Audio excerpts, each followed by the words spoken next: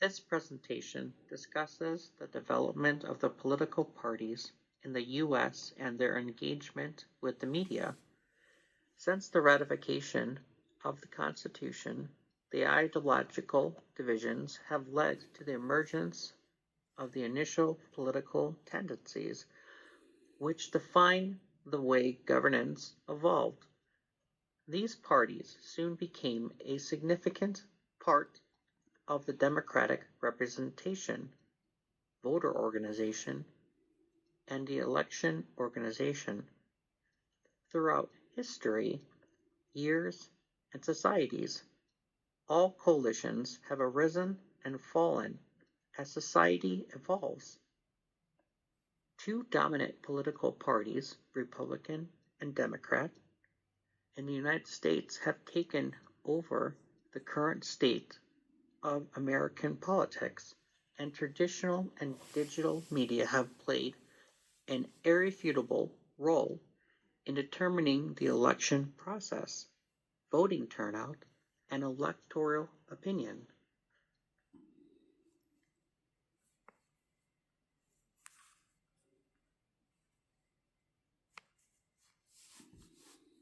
The Constitution did not foresee political parties, but the debate of ideologies could not have been prevented in their formation. Hamilton and his supporters, the Federalists, advocated centralized authority to spur business and industry.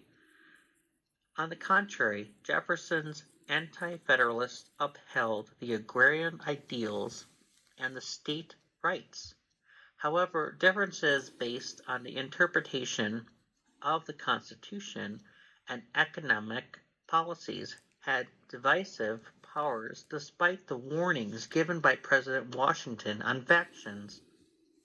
These divisions took a more systematic shape in forming parties that provided a framework through which elections and policymaking were to be done. With the inauguration of parties, though by accident, there was a shift in American democratic governance and citizen involvement. The attached image demonstrates social media platforms used in elections.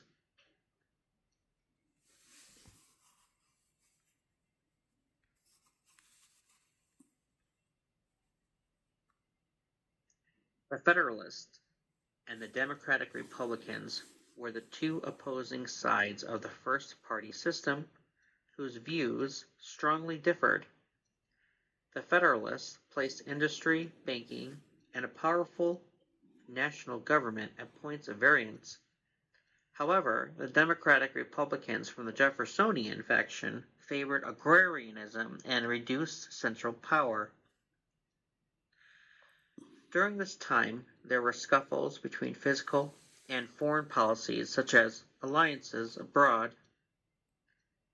Federalists lost their way following the War of 1812 and gave way to the democracies of the Democratic-Republican preeminence, known as the Era of Good Feeling.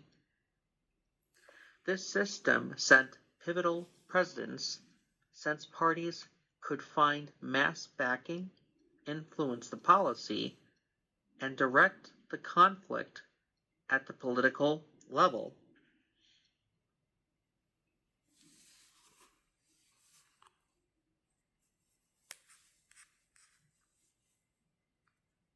The second party system looked like a popular democracy with new partisan alignments.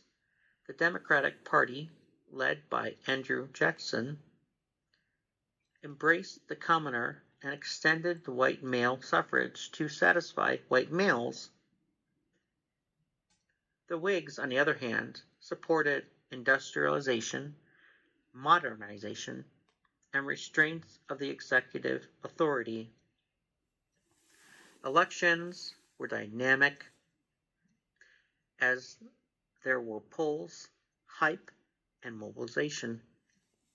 Differences in economic disagreements in relation to tariffs, banks, and infrastructure tightened the split lines.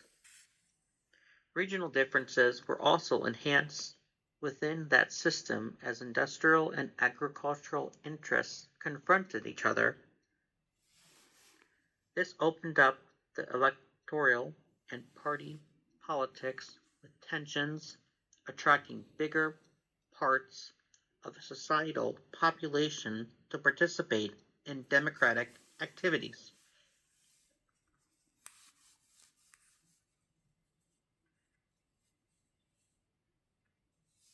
The emergence of the Republican Party, which was established in opposition to slavery, dominated the third party system. The election of Abraham Lincoln in 1860 cemented the divisions and led to secession and the Civil War. The politics of war and post war defined the national strength of the Republicans, and the Democrats held on to the Southern core. This was when the most ardent arguments about civil rights, Reconstruction, and industrial expansion occurred. The turnout was so high and the allegiance the party experienced was some of the worst. There was a short-lived rise of the third parties and sharp sectionalism in national politics. This system reflected how partisan politics were conflicting with existential national crisis. The image attached illustrates the importance of voting using social media platforms.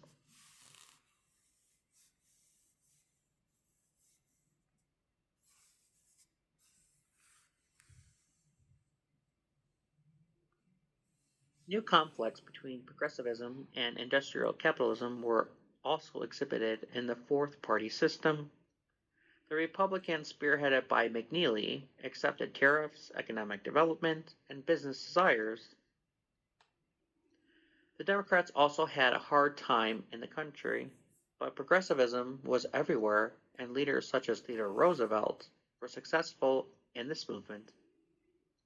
The period was dedicated to labor rights, the changes in antitrust, and the government regulation of industries. Political affiliations were becoming more indicative of separation between rural and urban workers and the industrial workforce. Progressive reforms transformed governances as the Republicans prevailed over the Democrats. This was supplanted by the Great Depression, which left old policies discredited, and the system lacked any realignment, leading to the mass re-election of Franklin Roosevelt.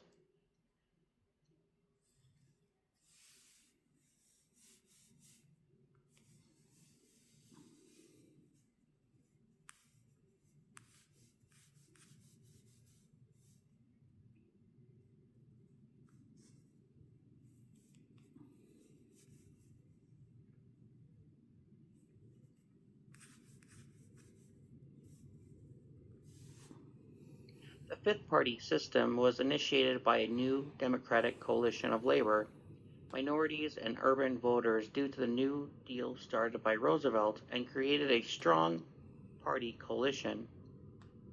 This coalition had ruled politics for decades.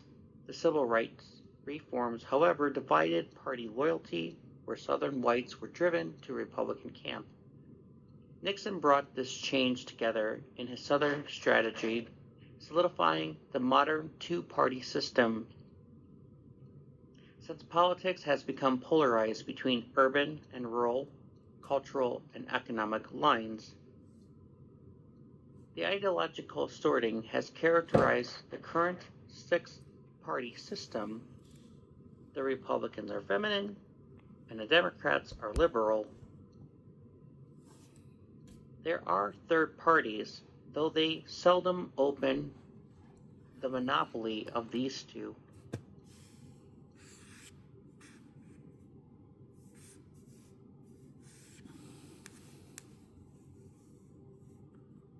Contemporary parties fulfill many parameters that govern. They attract and put forward candidates with well-led policy options presented to the electorate. Voters are mobilized through parties that hold elections, and democracy is guaranteed. In Congress, parties form leadership structures and committees that influence the motives of legislation. They also affect this at the executive level regarding appointments and federal policymaking. Parties are restraints of matching agendas while maintaining a sense of cohesiveness through discipline and ideological aspects. Although polarization has been criticized, it has been pivotal to the element of representation in democracies so that there is a sense of stability, competition, and accountability in the institutions of the U.S. government.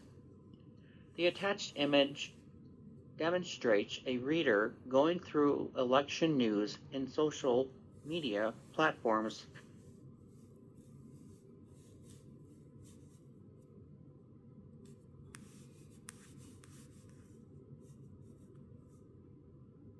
The media influenced politics many years before television or the internet.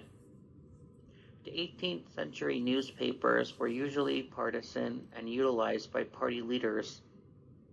The penny press increases the knowledge of politics to the common citizenry. Radio changed the way presidential communication was done in the 20th century, with direct communication with citizens created through the fireside chats of Roosevelt. Television would later bring candidate personas into living rooms across the nation, eventually leading to the 1960 Kennedy-Nixon race, where image was directly related to ideas. This gave birth to the usage of the modern methodology of campaigns where voters are influenced by the media, a phenomenon that contributes to political legitimacy.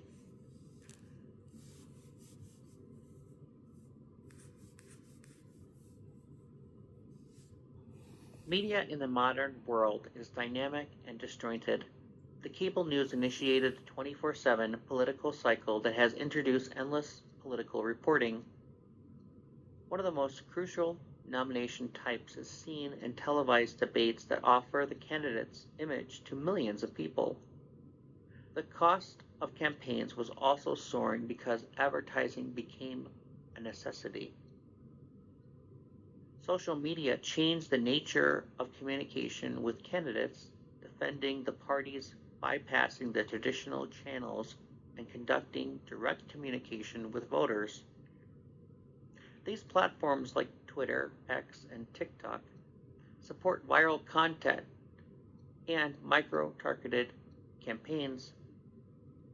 Such tools strengthen the outreach at the expense of polarization. With the new media, elections were visual, immediate, and influenced by the pace of online communication.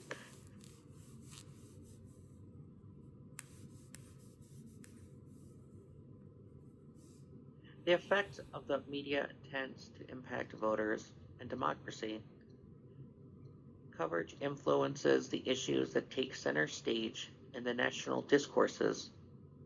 Negative advertisements can influence opinion and minimize voter turnout. Social media algorithms amplify echo chambers, strengthening partisan divisions. The disinformation campaigns weaken the trust mechanism, and the reliance of the young voters on digital news sources grows.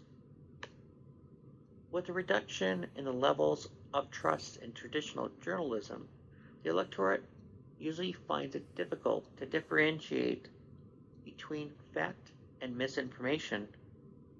Despite the risk, the media is an essential instrument of informing people, guiding their direction in an electoral process, and affecting the success or failure of taking place in the modern democratic process. The image demonstrates a newspaper coverage of Election Day.